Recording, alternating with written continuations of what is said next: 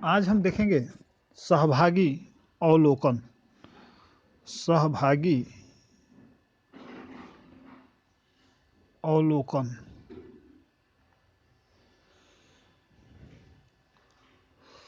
सहभागी अवलोकन ये अवलोकन की एक ऑब्जर्वेशन की एक विधि है। यह मुख्य रूप से एक अनियंत्रित अनियंत्रित अवलोकन विधि है। अनियंत्रित अवलोकन विधि है। इसका मतलब यह है कि जो अध्ययनकर्ता होता है, जिस समूह का अध्ययन कर रहा होता है, वह उस समूह का एक सक्रिय सदस्य बन जाता है और उस सक्रिय सदस्य के रूप में वह वहाँ की गतिविधियों को प्रत्यक्ष रूप से अनुभव करता है, बल्कि वह उस गतिविधि को स्वयं करता भी है। ठीक। और इसमें किसी, जैसा कि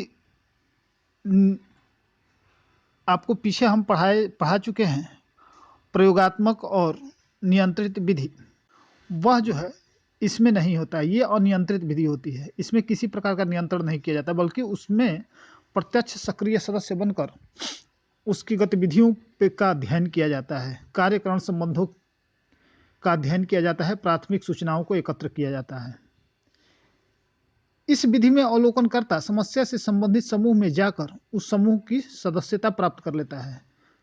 फिर उस समूह के क्रियाकलापों में भाग लेते हुए प्रत्यक्ष रूप से प्रत्येक घटना का अवलोकन करते हुए तथ्य को संकलित करता है। ठीक। सहभागी अवलोकनकर्ता के लिए यह आवश्यक है कि उसे समस्या से संबंधित समूह में अपने आप को पूरी तरह घुला मिला ले। यानी बाहर का व्यक्ति उसे यदि उसको देखे तो यह न पहचान सके कि यह बाहर का व्यक्ति है। कहने का मतलब एजिमिलेशन तो तभी कहा जाएगा जैसे दूध में पानी अगर मिला दीजिए तो आप नहीं कह सकते बाहर से देख के कि आप इसमें पानी मिला चुके हैं।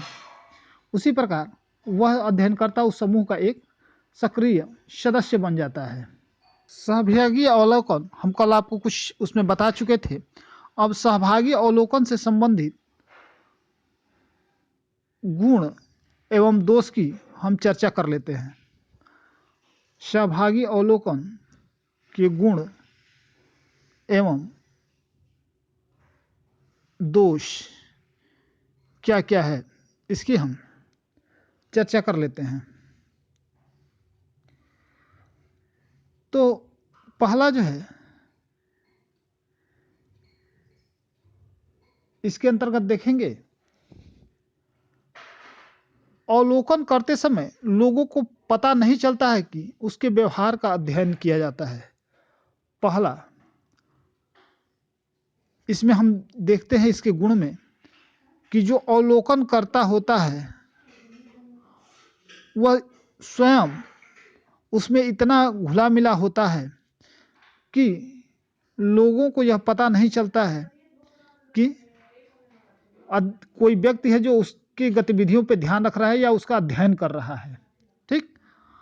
दूसरा, सहभागी अवलोकनकर्ता को समूह के सदस्य के जीवन के बहुत करीब जाने का मौका मिलता है। यानी गहराई से अध्ययन संभव हो पाता है। गहराई से अध्ययन संभव हो पाता है।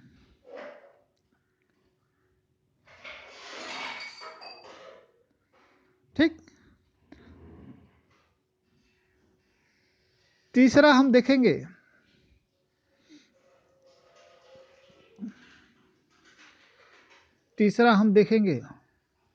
कि सहभागी अवलोकन विधि में अवलोकनकर्ता समूह के सदस्यों से इतना घुल मिल जाता है कि गूढ़ एवं छिपी हुई बातों को भी वह पता कर लेता है।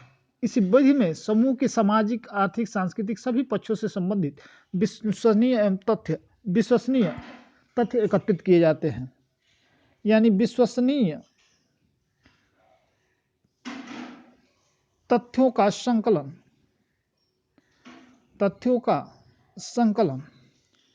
जैसे यदि कोई व्यक्ति आपका विश्वास पात्र हो जाता है, यदि आपसे काफ़ी घुल मिल जाता है, तो आप सारी बातें उससे कह देते हैं या शेयर कर देते हैं। वही हाल इसमें भी होता है। जैसे उसके टोबेंडा द्वीप समूह के निवासियों का जो मेलनोव्स्की ने अध्ययन किया था, वो सहभागी अवलोकन किया था उन्होंने। बहुत सारे मानवशास्त्री हैं, समाजशास्त्री हैं, जिन्होंने विभिन्न समूहों में जाकर सहभागी अवलोकन किया है। ठीक। चौथा इसका लाभ यह है कि इस विधि का प्रयोग वैसी समस्याओं के अध्ययन हेतु किया जाता है जिसके बारे में अनुमान द्वारा या पूछकर उसका अध्ययन नहीं किया जा सकता, न ही उसे दूर से देखकर ही।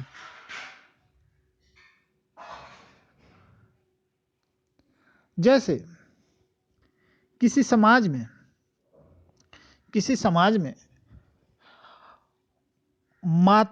एक माता अपने बच्चों को कैसे पालती है, या बाहर से देख के नहीं पता कर सकते। आप इसके लिए सहभागी अवलोकन ही करना होगा। इसी तरह जनजातियों में जैसे गोटुल प्रथा है, गोटुल प्रथा का युवा गृह प्रथा या गोटुल प्रथा, जब उसका आपको अध्ययन करना होगा तो आप तब तक उसका अध्ययन नहीं कर सकते जब तक कि आप उसका सहभागी अवलोकन नहीं करते हैं। ठीक।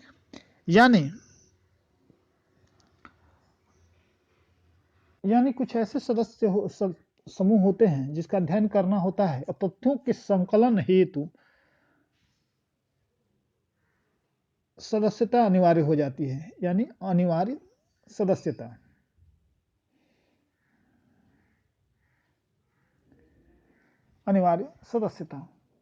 तो उस दशा में जो है उसका अध्ययन करना जो है या उसका सहभागी अध्ययन करना अनिवार्य हो जाता है। जैसे गोटुल प्रथा, आप उसको शामिल कर सकते हैं। यदि गोटुल का अध्ययन करना है, युवा गृह का अध्ययन करना है, तो आप तब तक उसका अध्ययन नहीं कर सकते जब तक आप उसमें सहभागी अवलोकन नहीं करते हैं। इसी प्रकार इसकी कुछ सीमाएं भी हैं, इसके दोष भी हैं सहभागी अवलोकन के। हालांकि पिछले में मैं इसके कुछ दोष को जो है मैं इंगित कर चुका हूं, लेकिन इसको हम सिलसिलेवार देख लेते हैं। पहला हम देखेंगे कि सहभागिता में कठिनाई।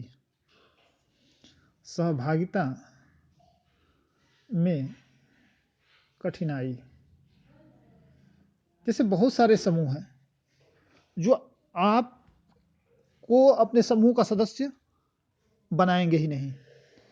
यानी किसी समूह की सदस्यता लेना या सहभागी बनना काफ़ी कठिन कार्य होता है। इसमें खास तौर से त्वचा का रंग, भाषा, रीति रिवाज, धर्म इत्यादि ऐसी विभिन्नताएं हैं जो इसमें व्यवधान उत्पन्न करती हैं। दूसरा उसमें दोष यह है कि मानवीय कमजोरियां या कमियां। व्यक्ति एक सामाजिक मानव है। जब व्यक्ति किसी समूह का सहभागी सदस्य बन जाता है तो उस अवस्था में व्यक्ति सक्रिय रूप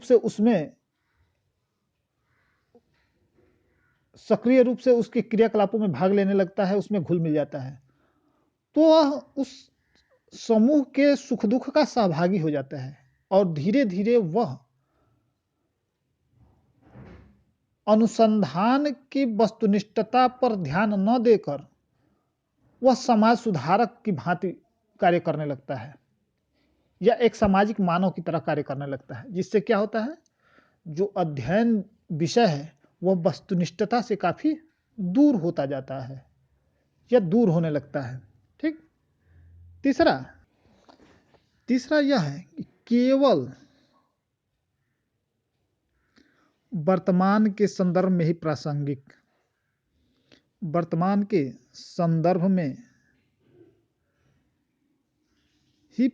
रह जाता है। इसका मतलब यह है कि सहभागी अवलोकन में केवल वर्तमान की घटनाओं का ही हम अध्ययन कर पाते हैं। भूत और भविष्य की घटनाओं का अध्ययन संभव नहीं हो पाता है। ठीक। चौथा है, यह केवल सीमित क्षेत्र में ही इसका उपयोग किया जाता है। यानी यदि किसी बृहद क्षेत्र का अध्ययन करना हो या किसी बड़े समूह का अध्ययन करना हो तो यह जो है उतना इफेक्टिव नहीं रह पाता है। ठीक। अब जो है हम देख लेते हैं कि वस्तुनिष्ठ सहभागी अवलोकन हेतु क्या सुझाव हैं। यानी कैसे इसको वस्तुनिष्ठता हेतु सुझाव, वस्तुनिष्ठता ठीक हेतु सुझाव क्या है हमारे, यानी हम क्या करेंगे तो उसमें वस्तुनिष्ठता को जो है प्राप्त किया जा सकता है। तो इसमें हम पहला देखेंगे, पहला यह है कि हमें विस्तृत योजना बना लेनी चाहिए, विस्तृत योजना बना लेनी चाहिए। यानी हमारे पास जो योजना हो वो विस्तृत हो, जिसमें अवलोकन से योग्य सामग्री, अवलोकन के स्रोत, समय इत्यादि का पूर्ण व्यवस्था होनी चाहिए। दूसरा है, अवलोकन को विश्वसनीय बनाने के लिए उपकल्पना का निर्माण आवश्यक है। ये पहले पढ़ा चुके हैं आपका को उपकल्पना, यानी हमारे पास उपकल्पना का निर्माण पहले ही कर लिया जाना चाहिए और इस अनुसंधान के दौरान हमें उसकी सत्यता का परीक्षण करना चाहिए।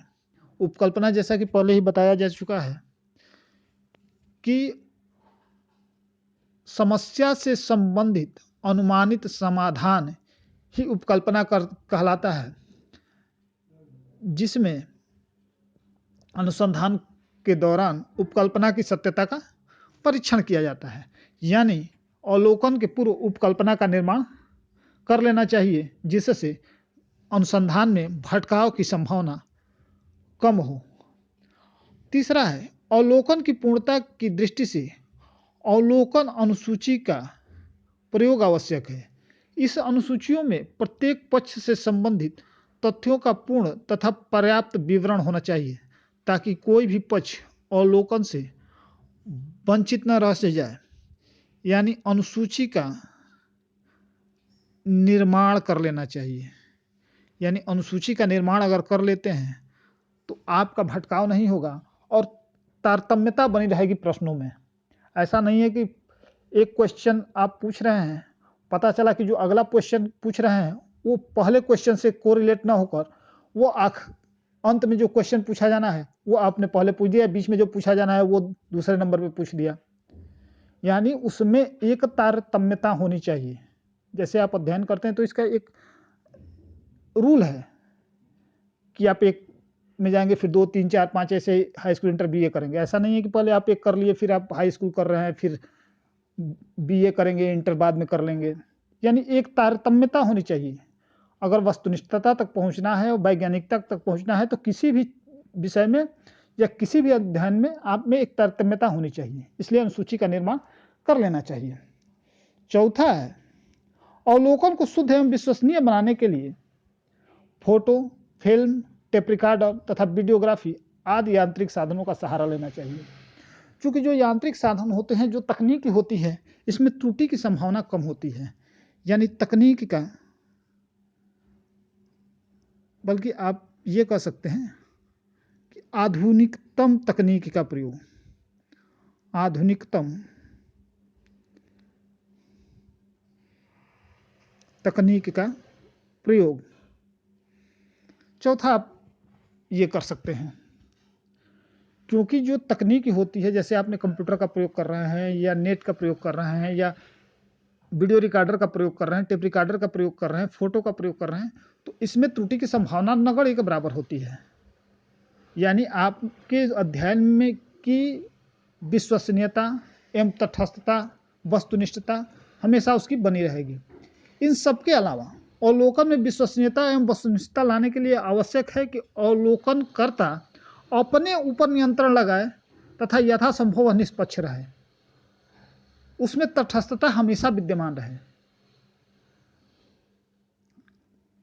आगे हम अगले दिन या अगले वीडियो में, हो सकता है शाम तक मैं डाल दूं, हम पढ़ेंगे